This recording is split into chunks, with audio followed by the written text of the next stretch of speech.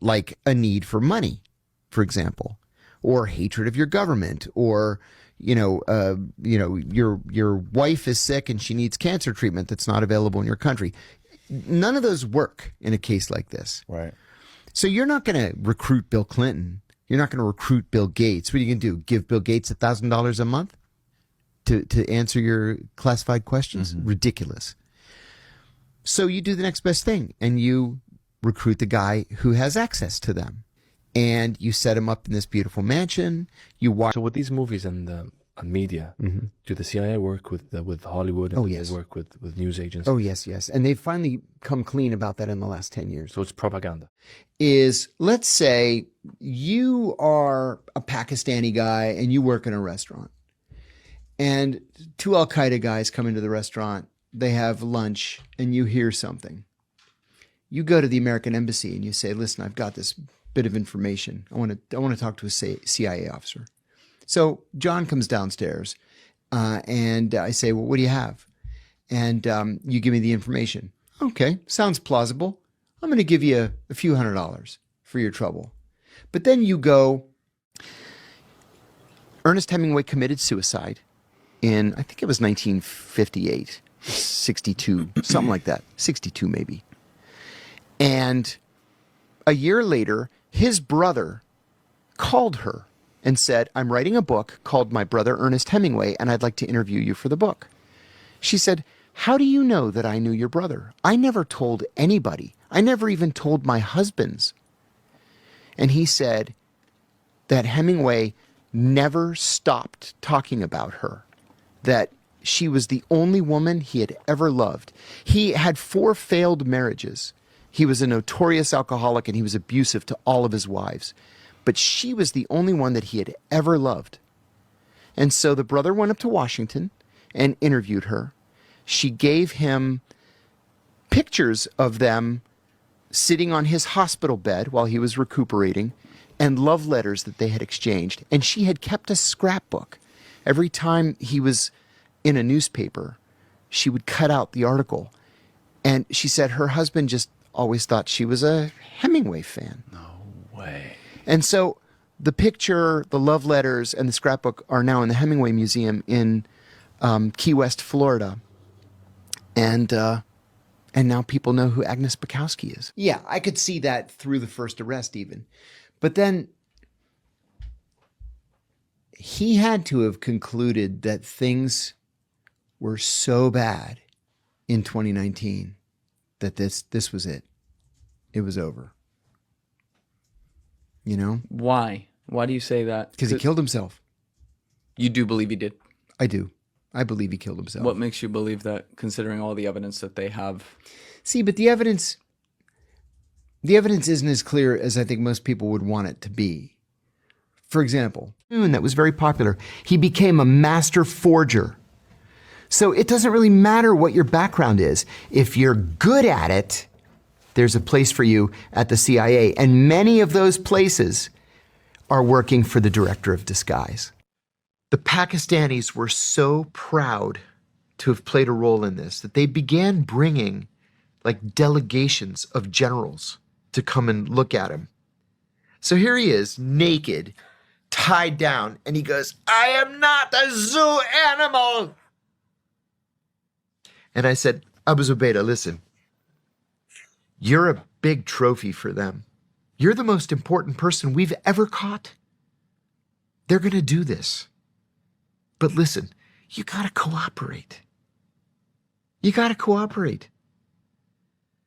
So we ended up having some deep conversations. You know, I told you earlier, he had this diary that we captured that night. The CIA and the FBI have very different ideas of what that book was. The FBI said, oh, he's insane. It's the rantings of a madman. It's like, on the contrary, he's very, very intelligent. What it was he would write poems, and then he would draw doodles that were quite sophisticated. And then he would bring this ginormous embassy. It would be the biggest embassy in the world. And it takes an entire city block in London. There have been protests in the streets about this embassy. And for whatever reason, Keir Starmer said, no, well, I don't really care what the British people want. Sure, you can have your embassy. Well, this is going to be, talk about the United States used to be accused a lot of having a spy den in their embassy. This is going to be the mother of all spy dens. Yeah, without a doubt. And mark my words, this is not a one and done. The Chinese are going to seek to build embassies like this all over the world. God knows they have the money. And there was a woman in this foreign intelligence service who was the ugliest woman I've ever seen in my life. Like, you want to avert your eyes. Like, she came off the side of Notre Dame. She was a stone gargoyle with a giant mole right here with a giant hair coming out of it. That kind of ugly. So I asked her just to meet me privately for lunch on Saturday. Don't tell anybody. And she agreed. And I was like, oh my God. She said yes. And I ran back to the office. I was like, she said yes to a lunch on Saturday alone. And my boss says, okay, here's what I want you to do. I want you to fuck her. And I said, what? I said, have you ever seen her? And he said, I know, but we're the good guys. And you're gonna have to take one for the team. And I go, oh my God, I said. I go, okay, I'll do it. I'm not sure what to expect. And there's a knock on the door. And you say, who is it? And then the door opens. And it's these two guys, and one of them is holding a vacuum cleaner. And they're saying, housekeeping, senor, housekeeping. And I go, I don't need housekeeping. I don't need housekeeping. And then the second guy behind him, pulls out a gun and goes, bang, bang. He shoots me with 2 paint pellets. I go, fuck. I said, I never saw that coming. And one of the instructors says, if you're in a shithole motel, in a shithole country, you can't charge interest on a loan, right? It's a sin. So you charge a user fee. You can call it interest. I'm going to call it a user fee. Right. I see. That's Sharia law. Okay. Sharia law says that if you have multiple wives, which of course are not recognized in the United States, you have to treat them equally. Right? So if you do something for one, you have to do something for all 4 equally. That's Sharia law. So what these morons in places like Oklahoma City or Austin are so worried about, I have no idea. It's just they just exhibit their own ignorance. Right. They hear, oh my God, Sharia law. Oh my God, we have to stop it. Muslims, they're going to blow us up. And come on. Yeah. What do you do? With killing the Pope. If you kill the Pope, you're not going to bring down Catholicism. They'll just come. So I speed over there. It was the chief, the deputy chief, the chief ops, the FBI chief, and me. And my chief says, we got a cable from headquarters that Abu Zubaydah is somewhere in the country and we have to capture him. We have to take him alive. Everybody turns and looks at me.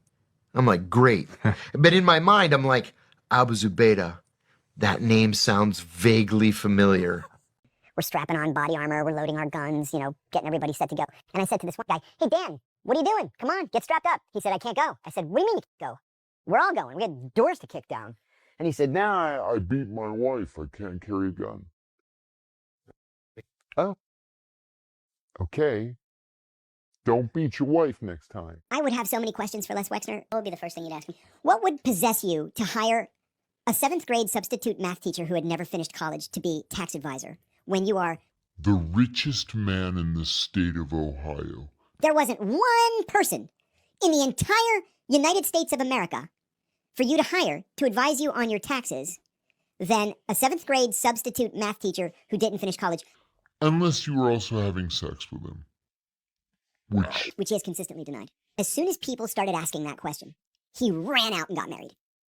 The guy was, well into adulthood and had never been married. And then as soon as people started saying, I wonder if Les Wexner's gay. He ran out and got married.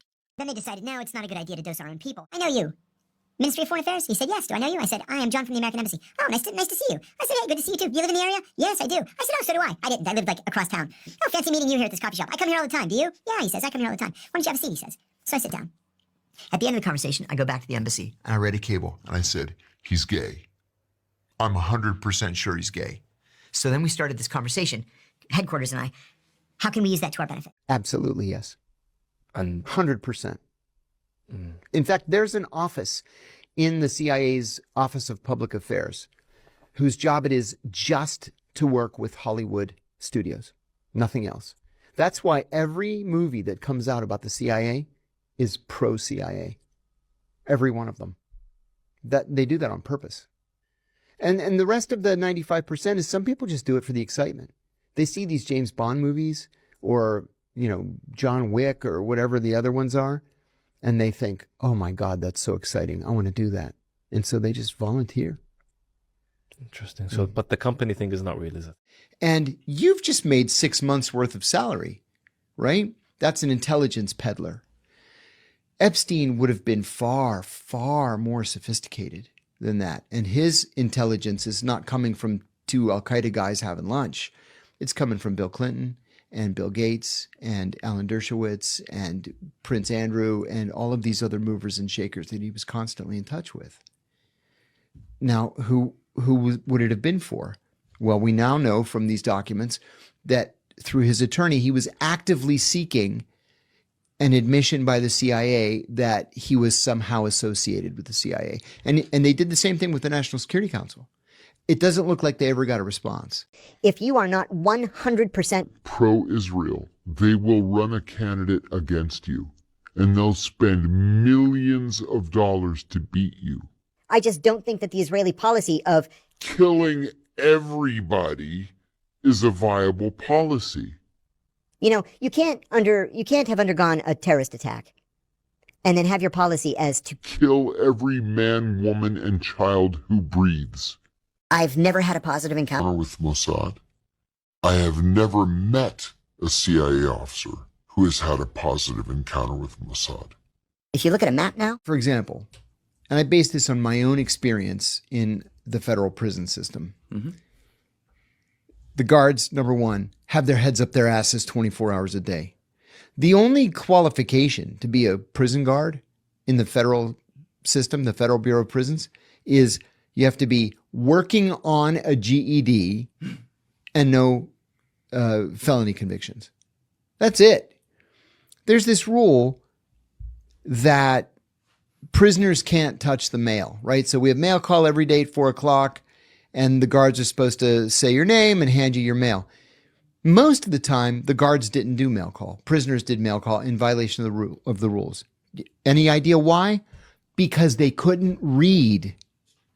It was as simple as that. The guards couldn't Total read. incompetence, basically. Yeah. Yeah. I mean, they literally could not read to call out the names. So number one, they're idiots. Number two, the cameras are always broken. Always. I was a janitor in the chapel when I was in prison. And every day, part of my job was to go in there and break up guys having sex in the chapel. In the chapel. Yeah, In the because presence of the Lord. that's what I said. You guys, this is God's house, for heaven's sake. What are you going to do? But the reason they would all be having sex in the chapel is because they knew that the cameras didn't work. None of the cameras work. The guards are supposed to be insane. He would write letters to himself as a young man. Like, Abu Zubaydah was 24, and he's writing to himself as a 15-year-old, saying, hey, listen, 15-year-old Abu Zubaydah, don't make the mistakes that I made. That time that such and such happened, you shouldn't have done that.